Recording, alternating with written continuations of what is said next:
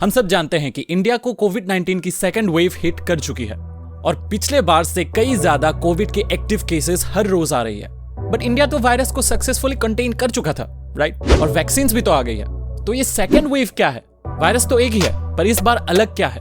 और most importantly, इस बार की कोरोना वायरस पिछले बार से ज्यादा स्ट्रॉन्ग, ज्यादा ताकतवर क्यों है? पहले ये जानते हैं कि पिछले बार और इस बार की कोरोना में क्या डिफरेंस है।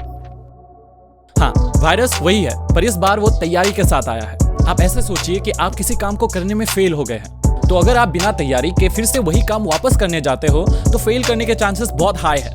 पर अगर आप पूरी तैयारी के साथ जाते हो तो आपके जीतने के चांसेस बहुत हाई हो जाएंगे। वैसे ही इस बार कोरोना वायरस भी तैयारी के साथ आया है और उसकी तैयारी है म्यूटेशन। पुरानी वायरस में से जब नई वायरस पैदा होती है और वो जब फैलती है तो उनमें कुछ चेंजेस आती है और उस अलग अलग टाइप्स के वायरस में से जो ज्यादा कमजोर होता है वो या तो मर जाते हैं या एंटीबॉडीज उन्हें मार देती है। पर दूसरा टाइप जो ज्यादा ताकतवर है वो और मल्टीप्लाई होती है और ज्यादा फैलती है और इसे ही हम म्यूटेशन कहते हैं। बेसिकली म्यूटेशन वायरस को अपग्रेड कर देती है, ज्यादा स्ट्रॉन्ग बना देती है और कोरोना वायरस के केस में भी यही हो रहा है। इनफैक्ट कोविड-19 की जो नई स्ट्रेन है वो हमारे एंटीबॉडीज से भी बचने की पावर रखती है। हम इंडियंस बड़े ही खतरनाक होते हैं और इंडियन कोरोना भी कुछ कम नहीं है। क्यों? क्योंकि इंडिया की कोविड स्ट्रेन में एक नहीं बल्कि दो म्यूटेशंस एक साथ पाया गया है और एक्सपर्ट्स का ये कहना है कि ये डबल म्यूटेंट स्ट्रेन जो पिछले बार से बहुत ज्यादा फैल रही है, वही डबल म्यूटेंट स्ट्रेन इंडिया में कोविड की सेकंड वेव ला रही है और इसी म्यूटेशन की वजह से ये नई कोविड-19 स्ट्रेन हमारे बॉडी के एंटीबॉडीज से भी इजीली बच रहा है। अब जैसे ये डबल म्यूटेंट स्ट्रेन कुछ कम था कि इंडिया में अभी ट्रिपल म्यूटेंट स्ट्रेन भी रिपोर्ट किया गया है, यानी तीन म्यूटेशंस एक साथ। जहां पिछले बार कोविड-19 के एक्टिव केसेस हर रोज 1 लाख क्रॉस नहीं कर पा रही थी, लेकिन सेकेंड वेव में अभी 2,50,000 को भी क्रॉस कर चुका है, वो भी डेली।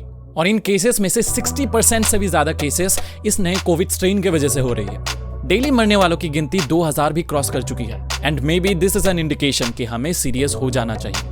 पर कहीं ना कहीं हमने कोविड को इग्नोर करना सीख लिया है।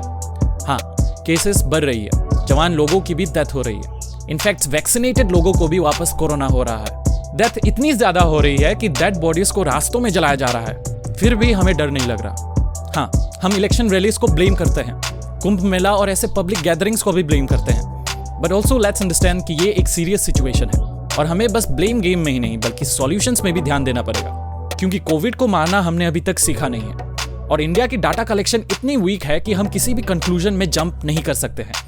किसी के लिए नहीं तो खुद के लिए और अपने फैमिली की सेफ्टी के लिए मास्क पहन ले और प्रोटोकॉल्स फॉलो करें।